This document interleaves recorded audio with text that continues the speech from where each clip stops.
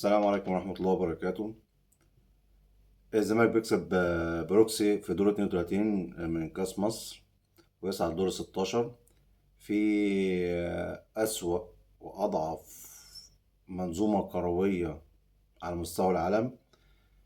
انت كل الدوريات على مستوى العالم انتهت من شهرين بالكاس المحلي بتاعهم، وبدأوا الفترة ديت إن هم الناس بدأت تشتغل فترة إعداد للموسم الجديد، وإحنا لسه بنفكر نلعب دور 32 كاس مصر وبنفنش الدوري بتاعنا.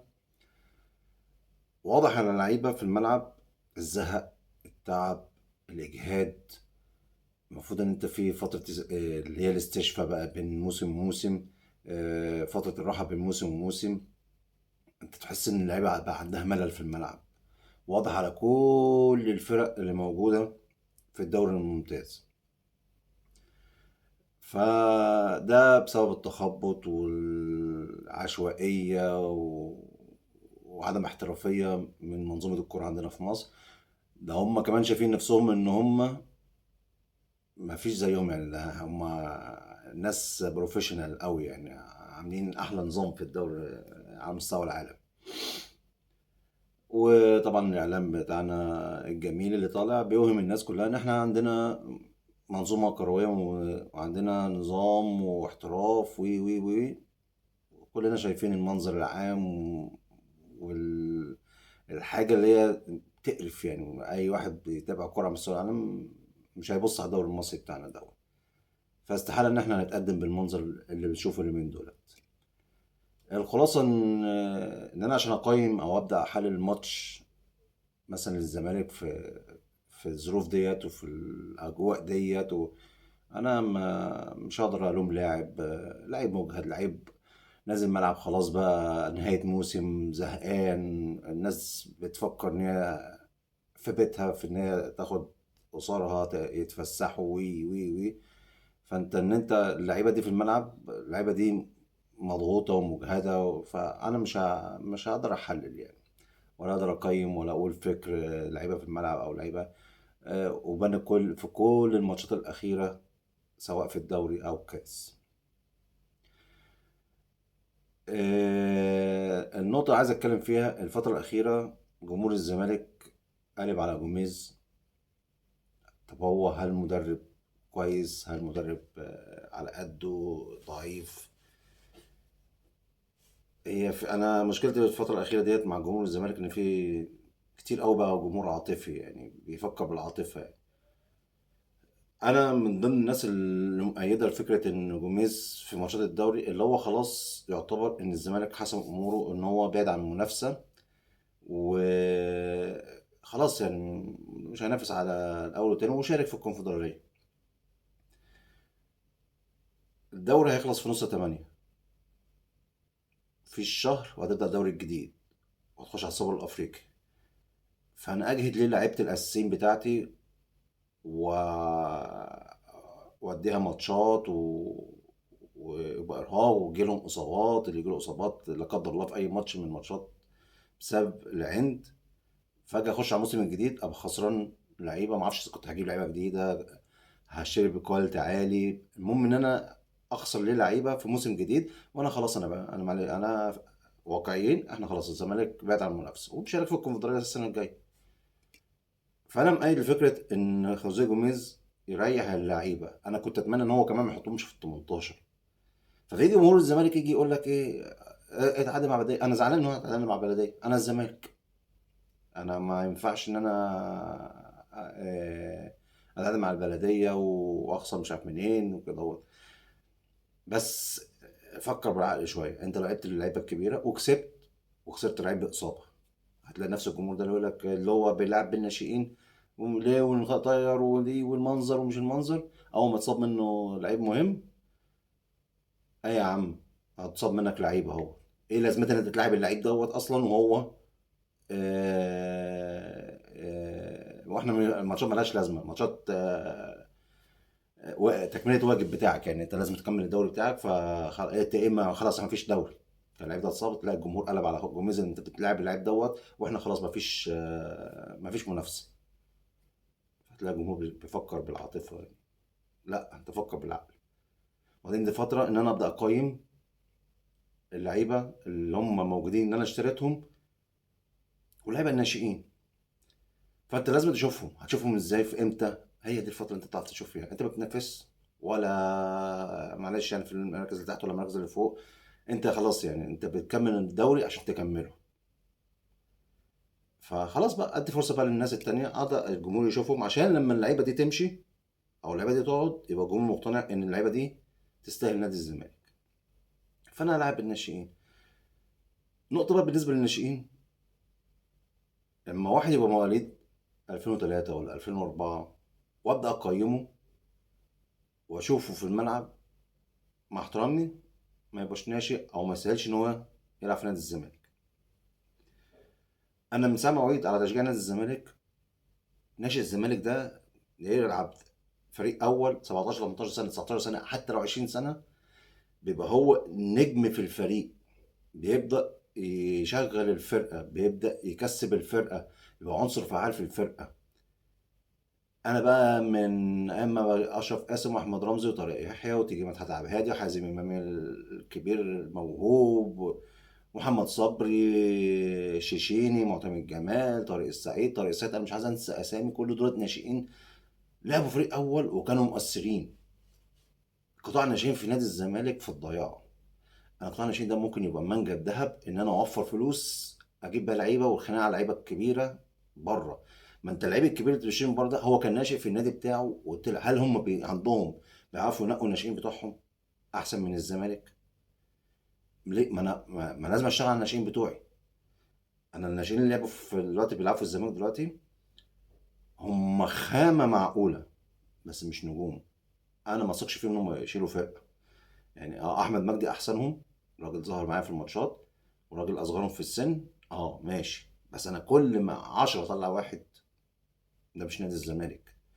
انا انا فاكر ماتش من ماتشات وبلاعب الاهلي الجوهر، اول ماتشات للناشئين ضد الاهلي، محمد صبري جاب جون في شوبير ساعتها، وكان مدحت عبد الهادي وحازم امام واسامه نبيه كل دولت لعبوا ماتش واحد ضد النادي الاهلي، طلعوا وكسبوا النادي الاهلي. فانا الناشئ اللي يطلع يحط نفسه في الفريق الاول لازم يبقى نجم اعتمد عليه. زي ما شفنا محمد ابراهيم وعمر جابر لما طلعوا مع حسام حسن كان اول مره يلعبهم ولعبوا ضد الاهلي برضو، كانوا مؤثرين في الفرقه وطلعوا فعلا مؤثرين. فانا لازم اغير استراتيجيه الناشئين، اجيب الناشئ اللي هو يبقى عنده 18 19 20 سنه يبقى اساسي في الفريق الاول. ده اسمه ناشئ نادي الزمالك، اتربى على فنان نادي الزمالك، يطلع فريق اول يبقى مؤثر. مش هجربه واشوف هينفع ولا مش هينفع وارجع اروح اجيب اللعيب من نادي تاني اللي هو كان ناشئ في النادي التاني ويطلع فريق اول يبقى نجم. هم الانديه التانيه بتنقي احسن من ناشئين نادي الزمالك عندنا.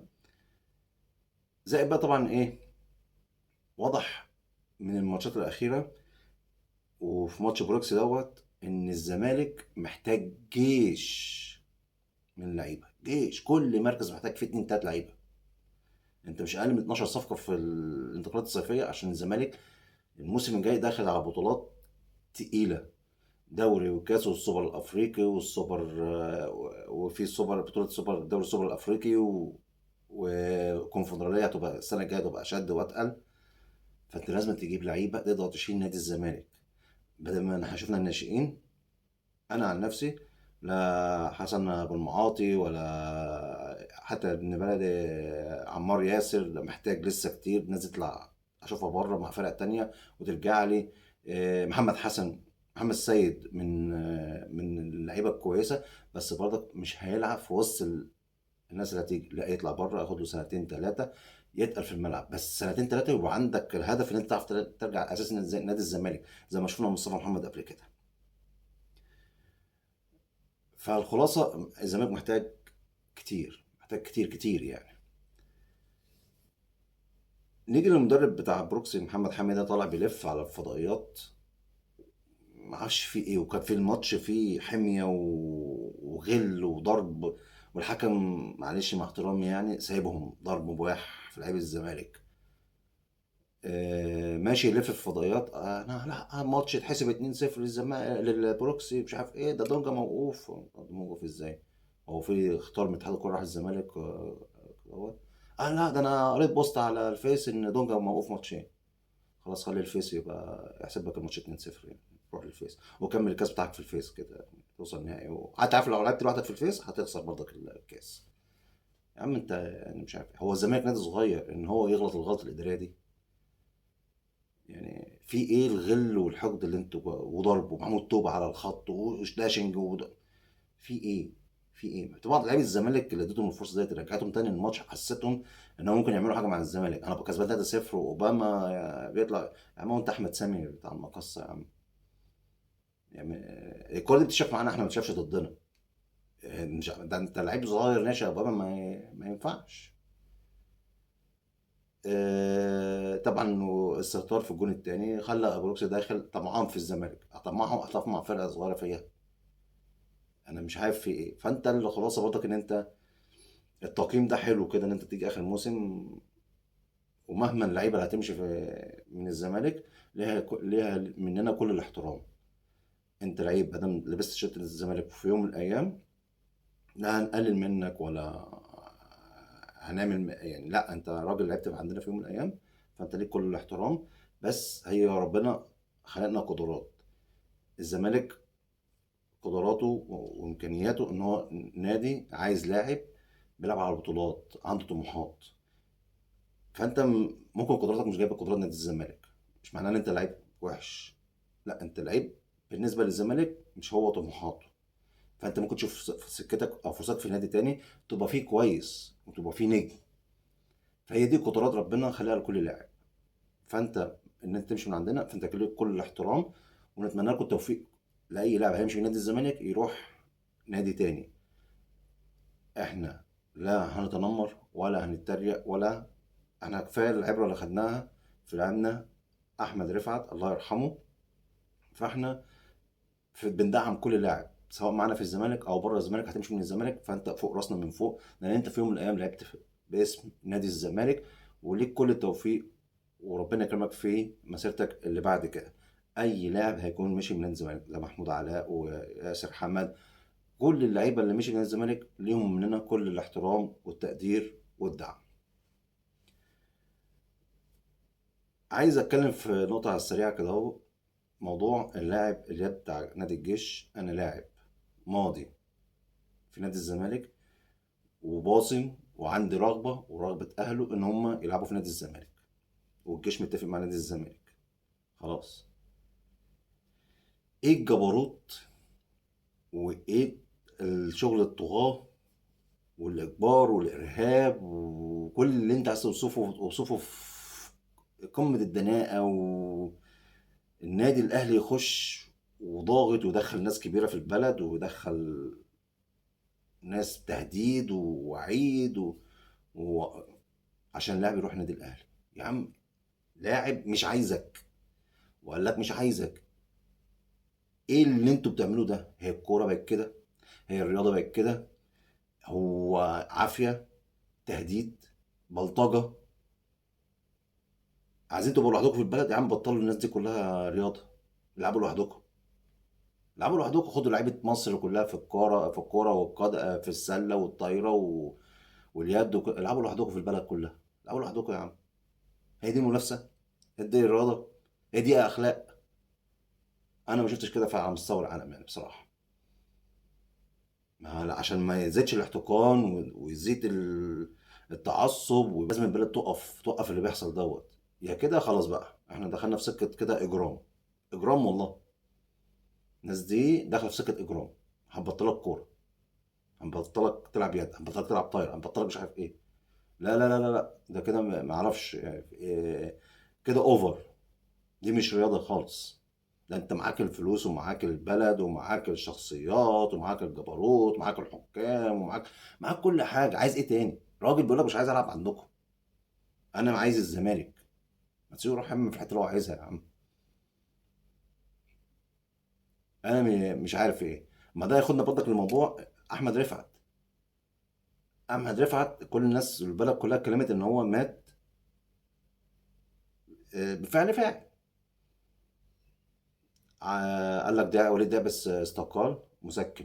احمد شوبير اختفى عن الساحه الاعلاميه مؤقتا، هيرجع تاني. هيرجع تاني وهيرجع اقوى من الاول. مسكن. احمد دياب مختفي، مسكن، عشان الموضوع ينام، ونخش بقى في الدوري وبيراميدز ورمضان صبحي ومش عارف ايه، اصل مين جه ومين راح وي وي وي وي وي. وفي الاخر موضوع احمد رفعت هيتنسي لو الناس ما اتحركتش. فين التحقيقات؟ طب وصلنا لغايه فين؟ طب الشخصيات ديت عملوا ايه؟ احمد رفعت حقه بيضيع، وهو عايش وهو ميت. طبعا زائد ايه، شغالين على رمضان صبحي اليومين دول. طبعا رمضان صبحي وقفوا قال لك منشطات، وفي الاخر طلع مفيش منشطات. فانت رمضان صبحي كان ممكن يخش في سكه احمد رفعت جديد. فانت البلد عايزه ايه بقى من الرياضه؟ عايزه تخش في سكه الناس كلها تموت بسبب رياضه؟ انا مش عارف. وزير الشباب والرياضه بيعمل ايه؟ انا مش عارف. لازم يبقى في تحركات، لازم يبقى في ضغط اكتر من كده. في الاول والاخر احنا اسمها رياضه، نزاهه، شفافيه لو انتوا تعرفوها، واشك. رياضه اخلاق لو انتوا تعرفوها، واشك. الله يرحمك يا احمد رفعت. وان شاء الله برضك هنضغط لغايه ما نشوف حقك هيوصل لغايه فين. تمام. ولو انتوا عايزين الرياضه تكمل في الطريق الصح، لازما توقفوا المهازل اللي بتحصل دي.